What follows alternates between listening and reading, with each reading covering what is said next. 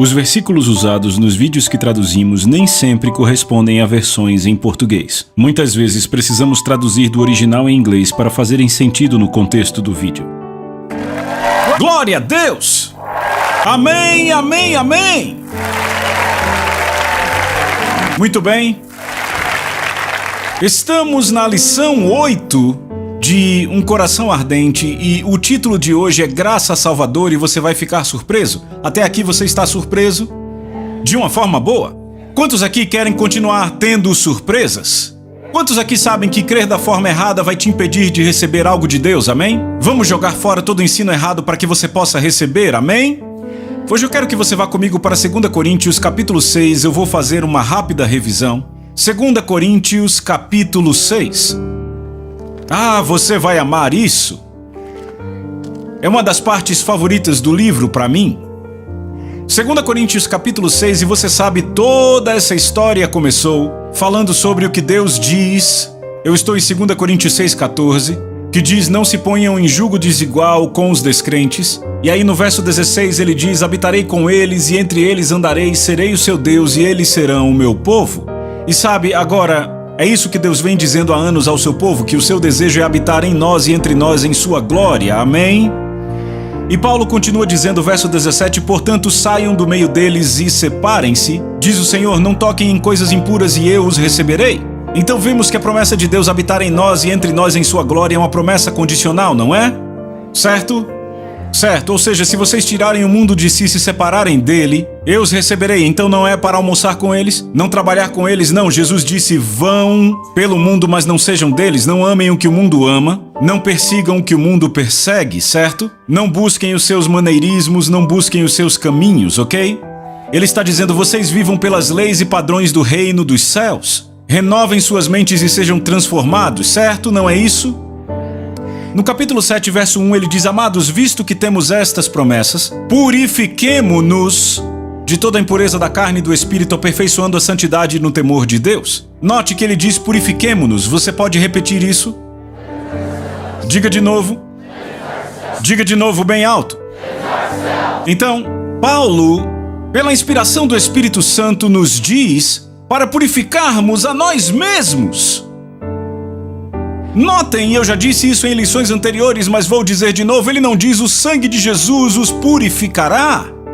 Irmão John, você está dizendo que o sangue de Jesus não nos limpa? Não, absolutamente 1000 vezes não.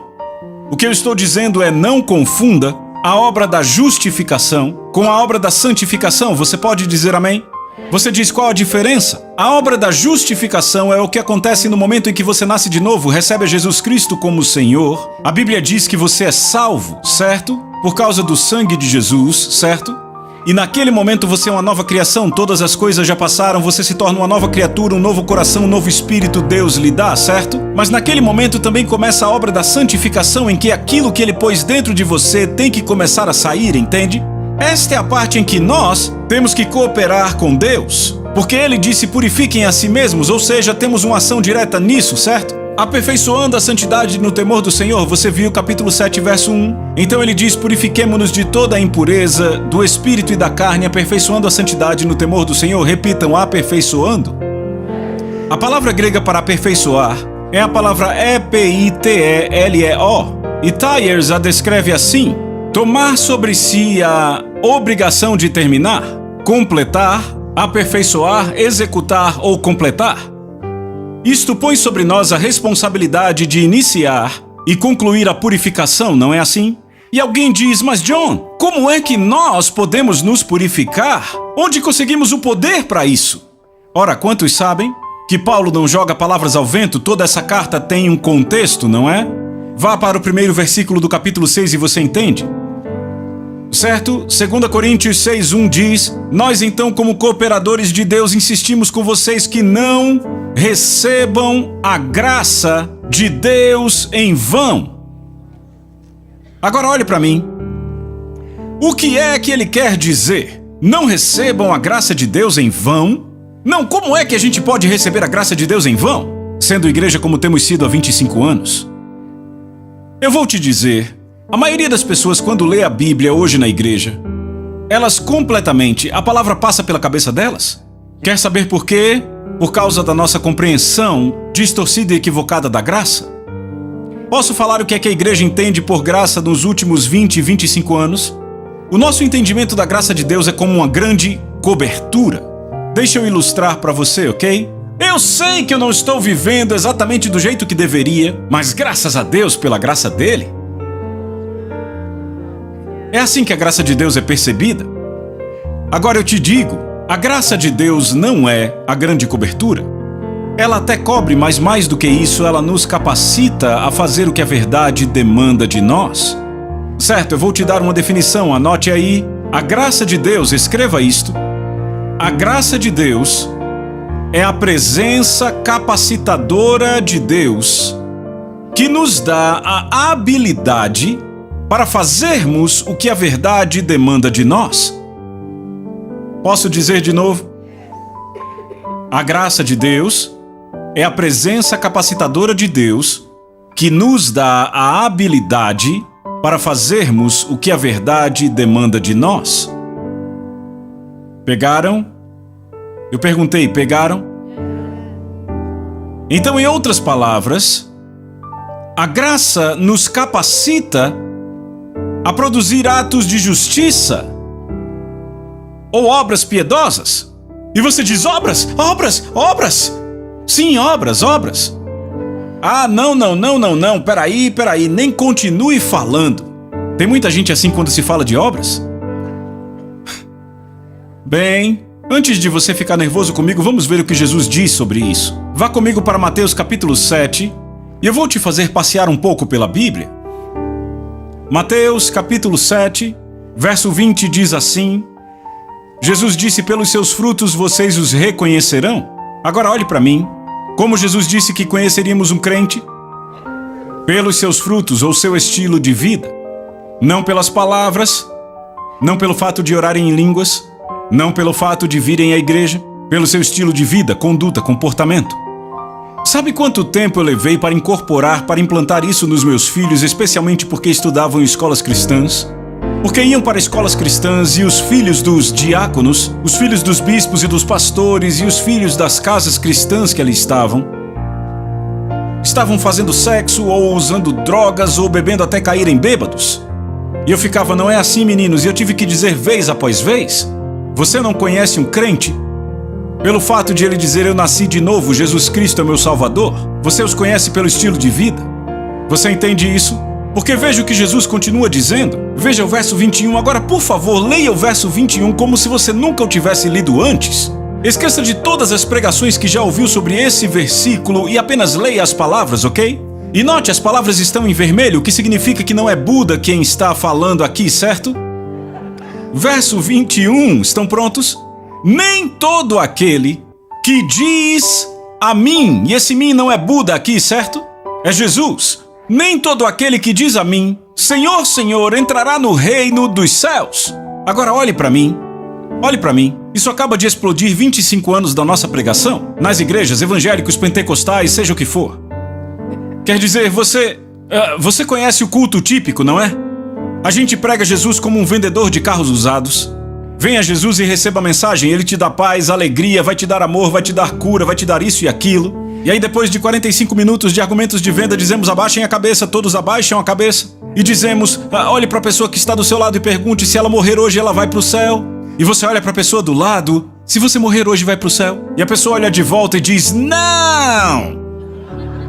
E o pregador diz, se ela não pode dizer sim, tome-a pela mão e a traga aqui. Então as levamos e cantamos, assim como eu sou, assim como eu sou. E aí depois disso vem a oração que parece uma receita. Jesus, eu te recebo como Salvador, me perdoe todos os pecados. Venha ao meu coração e me salve hoje. Em nome de Jesus. Oh, agora você está na família de Deus, muito bem-vindo, e voltam para os seus assentos, assim como estavam, assim como estavam, assim como estavam. A diferença é que agora elas estão enganadas. Não falamos nada para elas sobre arrependimento, nada sobre negar a si mesmas e levar a cruz, apenas pregamos... O quê? Pregamos apenas um evangelho que vai dar a elas uma boa vida. Ah, e o céu também. Mas aí Jesus continua dizendo: nem todo aquele que disser a mim, Senhor, Senhor, entrará no reino dos céus, ou seja, nem todo aquele que fizer a oração do pecador, chamando Jesus de Senhor, vai para o céu. É Jesus que está falando, não é o doutor fulano de tal. E aí eu perguntei: ei Jesus, se nem todos que te chamarem de Senhor vão para o céu, então quem é que vai para o céu? Eu quero saber. Sabe o que ele respondeu? É bom sabermos, não é? Nem todo aquele que diz a mim, Senhor, Senhor, entrará no reino dos céus, mas, repita, mas, apenas aquele que faz a vontade do meu Pai que está nos céus. Então não é apenas confessar, é confessar e fazer. Não, peraí, mas aí tem obras envolvidas, você entendeu? Não, vamos ver o que ele diz sobre essa coisa das obras. Vá para Mateus capítulo 5. E alguém diz: mas e a lei? Não estamos mais sob a lei? Não, vamos ler Mateus capítulo 5. Mateus 5, vá lá. E você nota algo aqui, ele diz, Mateus 5,17, ele diz: não pensem que eu vim abolir a lei e os profetas. Eu não vim destruir, mas cumprir. Repita, cumprir. Agora veja isso, verso 21, eu vou te mostrar um padrão, repita, padrão. Veja esse padrão, 21. Vocês ouviram o que foi dito aos seus antepassados? Veja o verso 22, mas eu lhes digo. Viram isso? Veja o verso 27. Vocês ouviram o que foi dito, agora veja o verso 28, mas eu lhes digo. Viram? Verso 31, foi dito. Verso 32, mas eu lhes digo. 33, vocês também ouviram. Verso 34, mas eu lhes digo. Olhe para mim. Viram o padrão? Jesus passa o resto desse capítulo no sermão do monte, ele diz constantemente: ouviram o que lhes foi dito? O que ele quer dizer com vocês ouviram o que foi dito aos seus antepassados? Ele está dizendo: assim é a vida debaixo da lei, certo? Certo? Agora quem deu a lei? Vamos, digam todos. Todos digam: Moisés deu a lei, como eu sei, João 1, 16, 17. Pois a lei foi dada por Moisés, mas a graça e a verdade por Jesus, não é isso? E aí ele diz: vocês ouviram o que foi dito aos seus antepassados? Ele está citando a lei, não é? E ele diz: mas eu lhes digo. E aí o que ele cita? A vida na graça. Porque foi ele quem deu graça e verdade, certo? Então vamos dar uma olhada no primeiro aqui. O primeiro que ele diz, verso 21. Vocês ouviram o que foi dito aos seus antepassados? Não matarás. Certo? Verso 22. Mas eu lhes digo: qualquer que se irar contra seu irmão estará sujeito a julgamento. Qualquer um que disser a seu irmão racá será levado ao tribunal. E qualquer que disser louco corre o risco de ir para o fogo do inferno. Veja, racá significa cabeça de vento e louco significa completamente sem Deus. Nessa época, uma pessoa chamar a outra de louca significa: não gosto de você, te odeio. Estão acompanhando? Debaixo da lei, você é considerado assassino se tira a vida de um homem. Não é assim? Certo? Mas Jesus diz: mas eu lhes digo que quem for preconceituoso, qualquer um que se recusar a perdoar ou qualquer outra forma de ódio, corre o risco do inferno. E João confirma, ele diz: se você odeia seu irmão, é assassino, e nem pense que terá a vida eterna habitando em você. Agora ficou quieto aqui. Então qual padrão é mais elevado? O da graça, certo? Por quê? Porque ele nos capacitou para vivê-la. É a presença capacitadora de Deus, a graça dele, entende? Ei, você entende? Veja, debaixo da lei tinham que ser contidos externamente, mas na graça Deus diz: eu te dou poder por dentro para viver. Aí no Novo Testamento: eu odeio meu irmão, sou assassino. Boa pregação, amém? Bem, vamos ver outra. Ele disse: vocês ouviram o que foi dito, não adulterarás. Debaixo da lei, você era considerado adúltero se fosse para a cama com uma mulher que não é sua esposa, não é? Certo? Ele disse: mas eu lhes digo, quem olhar para uma mulher para desejá-la já cometeu adultério. Debaixo da lei você tinha que fazer. Na graça você só precisa querer fazer, ou seja, já é adúltero. Qual é o padrão mais alto? Por quê? Porque ele nos deu o quê? O poder para viver isso. Você está entendendo? Ei, você está entendendo? Vá comigo para Apocalipse 2, eu vou te mostrar algo impressionante. Alguns anos atrás, Deus me disse uma coisa, na verdade duas, enquanto eu orava. A primeira coisa me chocou, mas a segunda afirmação mudou a minha vida. Aquilo me mudou. A primeira afirmação me chocou tanto que eu tive que ir para a Bíblia para checar se o que eu tinha ouvido em meu espírito estava certo. Então, eu vou combinar algo com você hoje, certo? Primeiro eu vou te mostrar aquilo que eu tive que voltar e olhar na minha Bíblia se estava certo, ok? Depois eu digo a afirmação, tudo bem? Apocalipse capítulo 2. Então, antes de começarmos a ler, você sabe que há 7 cartas aqui em Apocalipse capítulos 2 e 3, certo? Ok? Para 7 igrejas históricas da Ásia, se você olhar, as palavras estão em vermelho se a sua Bíblia tiver essa opção que nos diz que elas vieram direto da boca de Jesus. João apenas relatou. Estão acompanhando? Então, se estas cartas, ouça, se elas fossem apenas mensagens às igrejas históricas da Ásia, Deus nunca as poria na Bíblia. O simples fato de elas estarem nas Escrituras significa que tem aplicação profética que se aplicam a nós hoje. Posso ouvir um amém? Certo? Eu quero que notem o que ele diz a essas igrejas. Veja o capítulo 2, verso 1. Ele diz ao anjo da igreja em Éfeso, escreva. Veja o verso 2. Conheço as suas... Digam aí. Então Jesus diz, conheço suas obras. Veja a próxima igreja, verso 8. E ao anjo, anjo simplesmente significa mensageiro. Vem do grego ágelos, também usada para descrever o ministério de João Batista. E ao mensageiro da igreja de Esmirna, escreva. Conheço as suas... Repitam. Obras, vamos pro próximo. Verso 12. Ao anjo da igreja de Pérgamo, escreva. Verso 13. Conheço as tuas... Versão King James. Repitam. Ou talvez o próximo mude. Verso 18. Ao anjo da igreja em Tiatira, escreva. 19. Conheço as suas... Ou talvez a próxima mude. Capítulo 3, verso 1. Ao anjo da igreja em Sardes, escreva. Estas são as palavras daquele que tem os 7 Espíritos de Deus e as 7 estrelas. Conheço as suas... Repitam. Uau, talvez mude na próxima. Certo, verso 7. Ao anjo da Filadélfia, escreva. Verso 8. Conheço as suas... Repitam. Talvez na última mude. Verso 14. Ao anjo, ao mensageiro da igreja em Laodiceia, escreva. Verso 15. Conheço as suas... Então talvez agora você já imagine o que ele me disse. Eu estava orando, então de repente, a mim me pareceu que o Espírito Santo falou: Filho, você reparou nas primeiras palavras que saíram da minha boca? Lembre, o Espírito Santo sempre fala por Jesus. As primeiras palavras que eu falo para todas as 7 igrejas no livro de Apocalipse são: conheço suas obras. E eu, aí eu corri para a Bíblia e vi tudo o que acabamos de ler. E eu me sentei e disse: quantas vezes eu já li isso? E eu nunca notei. Foram as primeiras palavras que você disse a elas. Exceto pela descrição dele mesmo, foram as primeiras palavras e eu fiquei ponderando o que isso significa. E de repente o Espírito Santo falou a segunda coisa. Ele disse: você notou que eu não disse a nenhuma das 7 igrejas: eu conheço seus corações? Eu disse: oh meu Deus. E aí de repente eu pensei em todas as vezes que eu estive com crentes que justificavam seu estilo de vida dizendo: não, irmão, mas Deus conhece meu coração.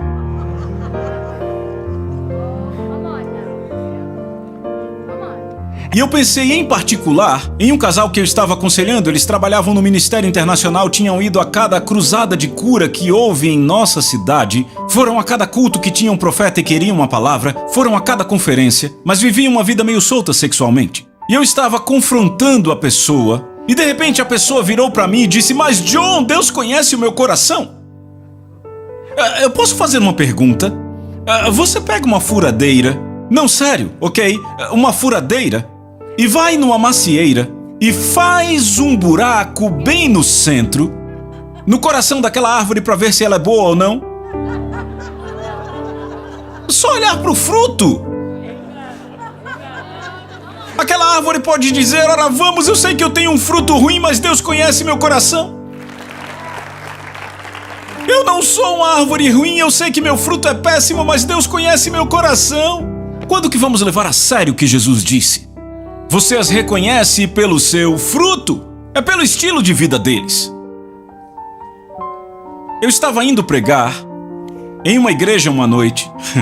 Você vai ficar chocado, vá para Tiago capítulo 2. Tiago 2, por favor, Tiago 2.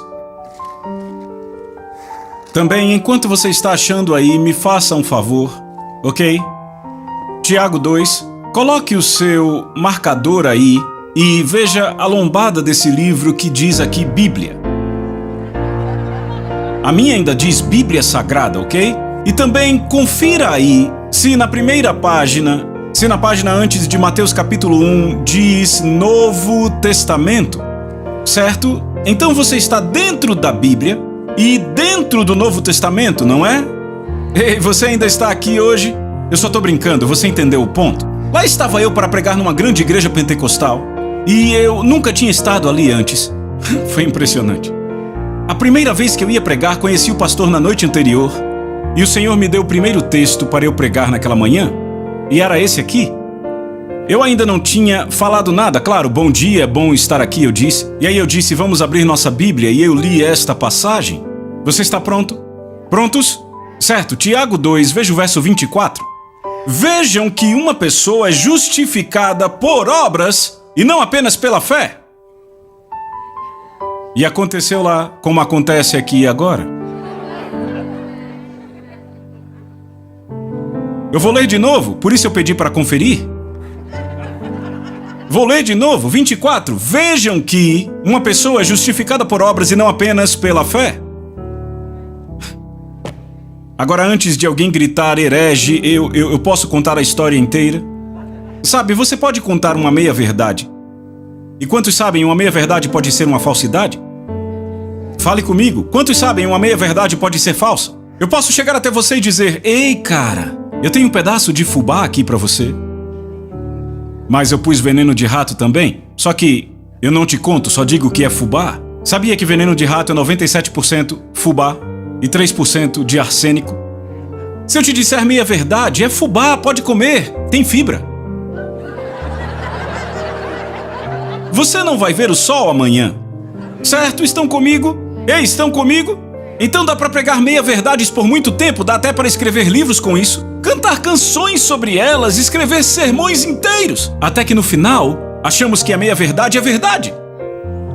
De forma que quando a verdade real chega, você rejeita a verdade como heresia porque acha que a meia-verdade é que é verdade. Então deixa eu contar só a metade, certo? Nós já temos essa metade. A Bíblia diz que somos salvos pela graça. Não tá certo? Não por obras. Para que ninguém se glorie, isso é dom de Deus. Deixa eu interpretar. Nenhum homem, nenhuma mulher, nenhuma criança poderá estar diante de Jesus e dizer as minhas boas obras garantiram um lugar nesse reino. Somos salvos pela graça e só pela graça. A graça não pode ser comprada ou conquistada. Boas obras não conquistam a graça. Essa é a primeira metade, temos isso. Posso completar a história? Tiago vem e diz, você diz que tem graça, diz que tem fé.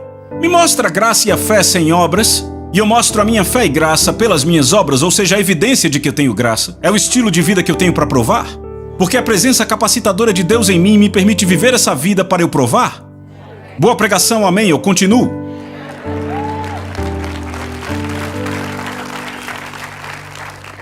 Você está entendendo? Deixa eu ler para você justificação. Só acontece pela fé, você pode dizer amém? Mas isso não para por aí. Se dissermos temos fé, mas sem obras que a seguem, claramente é evidência de uma fé não genuína. A verdadeira fé sempre produz conformidade real com Cristo. Se a justificação acontece conosco, então santificação certamente ocorrerá. Se não há santificação, significa que houve um erro na apropriação da justificação. Vou ler de novo.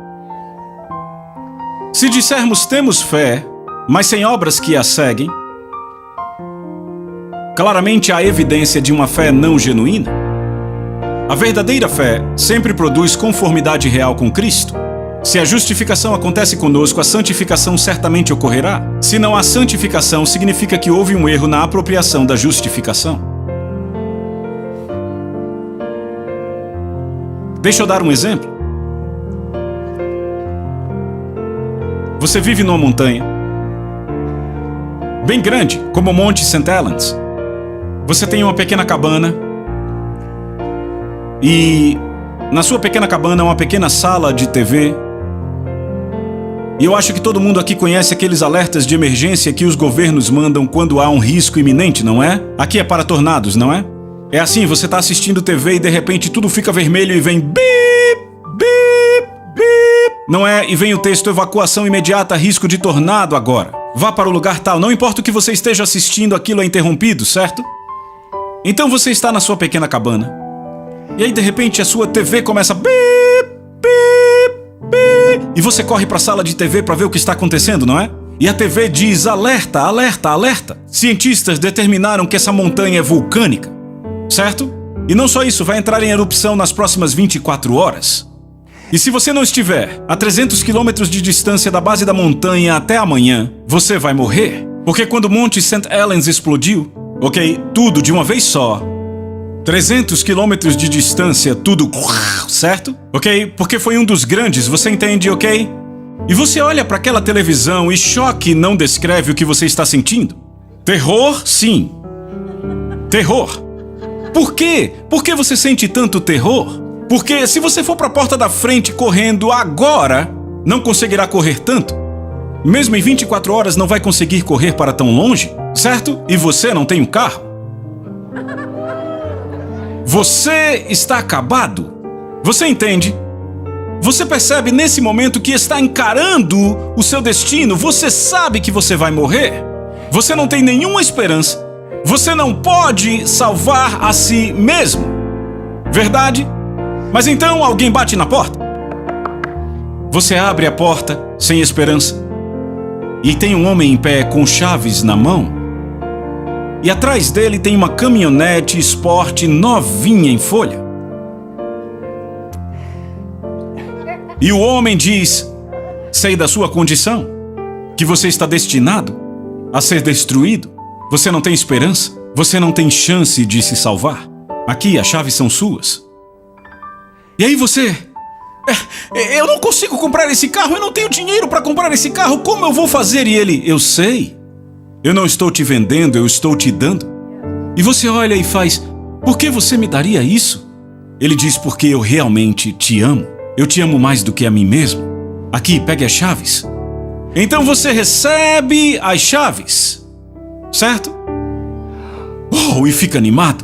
Eu tô salvo, tô salvo, tô salvo.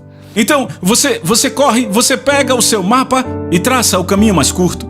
Você corre para o carro, pega o manual do proprietário para ter certeza que vai usar aquele carro da forma adequada, certo? Você pega o telefone e liga para alguém: eu estou salvo, eu estou salvo! Eu não tenho tempo para explicar, mas eu estou salvo! E aí você fica: eu tô salvo, e faz isso por 24 horas.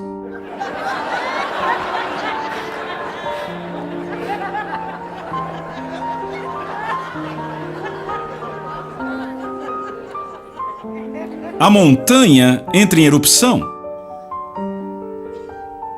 Certo? Você é destruído.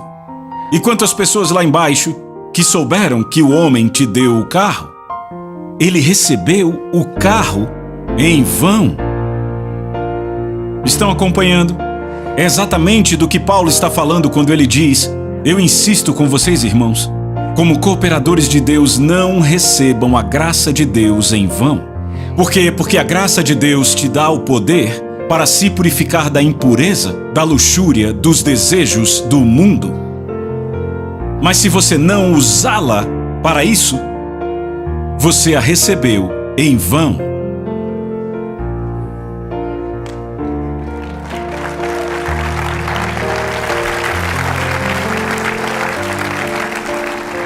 Vá para 1 João, eu vou mostrar só alguns trechos, eu estou te dizendo, está por todo lugar na Bíblia isso. 1 João capítulo 2, 2:1 ele diz: meus filhinhos, escrevo-lhes estas coisas para que vocês não pequem. Se porém alguém pecar, temos um intercessor junto ao Pai. Note que ele não diz: meus filhinhos, escrevo-lhes estas coisas, mas quando alguém pecar, temos um advogado junto ao Pai. Ele não diz quando, mas se. Veja, o alvo é não pecar, mas se você pecar, o que vai acontecer? Ele diz que temos um advogado junto ao Pai. Estão acompanhando? Mas o alvo é não pecar. Estão comigo? E ele continua no versículo 3. Agora, por isso nós sabemos que o conhecemos. Como sabemos que conhecemos Jesus? Como sabemos? Se guardarmos seus mandamentos? É assim que sabemos que o conhecemos. Verso 4. Aquele que diz eu o conheço e não obedece seus mandamentos é um mentiroso, e a verdade não está nele, ou seja, é um enganado. Quem diz conheço Jesus, mas não guarda os mandamentos é um enganado.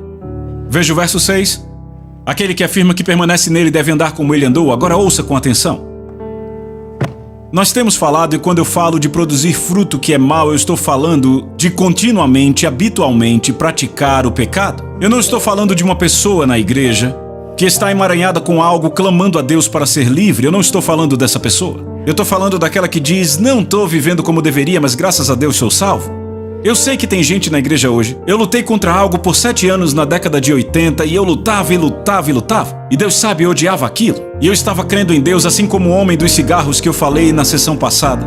Eu não estou falando dessas pessoas, eu estou falando daquelas que continuam fazendo o que querem, pecando e dizendo, eu sei que eu sou salvo.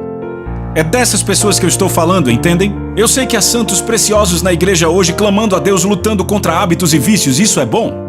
Isso não é praticar pecado. Lembre que Jesus disse, apartai-vos de mim, vocês que praticam iniquidade, que praticam o que é errado. É algo habitual, repetitivo. Eu sei, tá tudo bem, eu sou humano, tenho minhas necessidades, então tá ok. Você entende do que eu estou falando? Estão comigo? Eu quero falar com vocês sobre o homem que os apóstolos discipularam. Eu estou falando dos pais da igreja antiga. O nome desse homem é Policarpo, repitam, Policarpo. Policarpo viveu de 69 a 156 d.C. Ele foi o bispo de Esmirna e companheiro do apóstolo João. Ele foi preso em avançada idade, queimado numa estaca. Ouça o que ele escreveu. Muitos desejam entrar nesta alegria sabendo que pela graça são salvos, não por obras. Quantos sabem que todos concordamos com isso hoje? Vamos, diga amém. Não é? Todos diriam, sim, amém. Pregue aí, irmão Policarpo, pregue. Agora ouça o que ele também escreveu para os crentes. Estão prontos?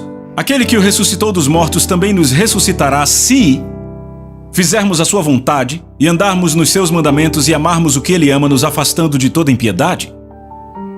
Deixa eu ler para você agora Clemente de Roma. Clemente de Roma viveu de 30 a 100 DC, foi companheiro de Paulo e de Pedro também. Foi supervisor da igreja de Roma, veja o que ele escreveu. Não somos justificados por nós mesmos, nem por nossa própria piedade, nem por obras, mas pela fé, pela qual Deus Todo-Poderoso justificou todos os homens. E todos nós, amém, irmão. Clemente, certo? Mas ele continua, estão prontos? É necessário estarmos prontos para a prática de boas obras, pois ele nos alertou, eis que o Senhor vem, com sua recompensa diante de si, para dar a cada homem segundo a sua obra. Vá comigo para Atos 26. E eu te mostro que o que Paulo disse foi exatamente o que o irmão Clemente disse. Se você achou, diga amém. Veja o que Paulo diz ao rei a quem ele está pregando. Sabe o que eu acho terrível? Como diluímos o evangelho para celebridades, políticos, presidentes de empresa. Só precisamos dizer a verdade a eles. A forma como você os ganha é como terá que mantê-los. Como você os ganha, terá que mantê-los. Se você alivia, terá que aliviar para o resto da vida. E sabe, não vai conseguir mantê-los. Veja o verso 19. Assim, rei Agripa, não fui desobediente à visão celestial. Preguei em primeiro lugar aos que estavam em Damasco, depois aos que estavam em Jerusalém e em toda a Judéia, e também aos gentios, dizendo que se arrependessem, repitam, arrepender-se, se voltassem para Deus e vejam, praticando obras, repitam, obras, que mostrassem seu arrependimento. Vá comigo para Tito, capítulo 2. Tito, eu vou mostrar que está por todo o Novo Testamento. Tito, capítulo 2, por favor. Se você achou, diga amém. Tito 2, verso 11 diz, porque a graça de Deus, repitam, a graça de Deus, que traz salvação, apareceu a todos os homens, nos ensinando, repitam, nos ensinando. Quantos sabem que o ensino nos capacita? Não é assim? Ela nos ensina a renunciar à impiedade e às paixões mundanas e a viver de maneira sensata, justa e piedosa nesta era presente, viram? Enquanto aguardamos a bendita esperança, a gloriosa manifestação de nosso grande Deus e Salvador Jesus Cristo, Ele se entregou por nós a fim de nos remir de toda a maldade e purificar para si mesmo um povo particularmente seu, dedicado à prática de boas obras. Repita, boas obras. Agora pule para o capítulo 3, verso 8. Fiel a esta palavra e essas coisas eu quero que você afirme constantemente, para que os que creem em Deus se empenhem na prática de boas obras. Tais coisas são excelentes e úteis aos homens. É interessante ele dizer para afirmarmos constantemente a prática de boas obras, mas hoje na igreja atual, quer saber, nós falamos disso raramente. Lembra quando eu falei antes sobre o temor do Senhor? O temor do Senhor, ouça, nós pregadores temos problemas quando gritamos o que Deus sussurra e sussurramos o que Deus grita. São dois pesos e duas medidas, você entende? Nós devemos pregar, ouça, para as pessoas das nossas igrejas hoje, o quão é importante andar no poder da graça de Deus para praticar boas obras. Você não consegue na sua própria força, mas Deus dá a sua graça. E se não falamos às pessoas sobre o que de fato é a graça, sabe? Uma vez eu estava esperando para ser entrevistado num programa de televisão, e enquanto eu esperava eu perguntei: Senhor, por que há tanto pecado na igreja? E o Senhor disse: é produto do que vocês têm pregado. Quando ele disse: vocês estavam falando de pregadores, eu disse: como assim? Bem, ele me mostrou Pedro dizendo: pelo qual nos têm sido doadas grandes e muito preciosas promessas, as sementes da palavra de Deus, não é? Para que por elas nos tornemos coparticipantes da natureza divina, escapando das corrupções do mundo, não é assim que diz? Certo? Então são as sementes da palavra de Deus que nos dão o quê? O poder de sermos participantes da natureza divina. Mas então o Senhor disse: se você planta uma macieira, não vai colher mangas, não é? Eu disse não. Ele disse: se você planta bananas, não vai colher pêssego. Eu disse não. Ele disse: ora, se você prega que a única diferença entre um crente e um ímpio é que o crente é perdoado, salvo pela graça e perdoado, você terá uma igreja fraca e derrotada, mas se você pregar este evangelho de poder para a salvação, ele disse: as pessoas andarão na minha vitória, porque esta é a semente que você põe nelas. Eu disse: uou! Você entende? Agora, deixa eu terminar com essa é a que mais me choca. Esse é Clemente de Alexandria, viveu de 115 a 200 DC, ele foi um líder da igreja de Alexandria no Egito. Agora ouça, ele foi encarregado da escola de instrução para novos convertidos. Você está pronto? Ouça o que ele escreveu para novos convertidos. Ele disse: mesmo que façam boas obras agora, não será vantagem para eles depois da morte se não tiverem fé. Quantos aqui concordam que diríamos aleluia? Certo? Vou ler de novo. Mesmo que tenham feito boas obras agora, não será vantagem para eles, está falando de pecadores, depois da morte se não tiverem fé. Certo? E nós, amém, irmão Clemente, de Alexandria, certo? Veja o que mais ele escreveu. Ele diz: todo aquele que obtém a verdade e se distingue em boas obras, ganhará o prêmio da vida eterna. Alguns correta e adequadamente entendem como Deus provê o poder necessário para serem salvos, mas dando pouca importância às obras que se seguem à salvação, fracassam no preparo necessário para alcançar o objeto da sua esperança. Repitam: preparo. Eu vou falar disso nas próximas lições. E vocês podem pensar: esse cara precisa ler a Bíblia? Ora, deixa eu te falar algo. Josh McDowell diz em seu livro Evidências que Exigem um Veredito que Clemente de Alexandria, esse cara que eu acabei de ler, estão acompanhando, que eu acabei de citar, tirou 2.400 das suas citações de todos os livros do Novo Testamento, exceto 3. O mesmo acontece com os outros. Eu olho para muitos livros hoje, numa estante cristã, tem uns que não tem nem 10 versículos dentro. Filosoficamente muito bons. Você está comigo? Paulo deixa bem claro: não recebam a graça de Deus em vão. Se você acha que a graça é só uma grande cobertura, como é que você vai recebê-la em vão? Mas quando você vê que a graça é a presença capacitadora de Deus que nos possibilita fazer o que a verdade demanda, aí você entende como pode recebê-la em vão, como o homem que recebeu o carro em vão na montanha. Estão comigo? Até a próxima lição.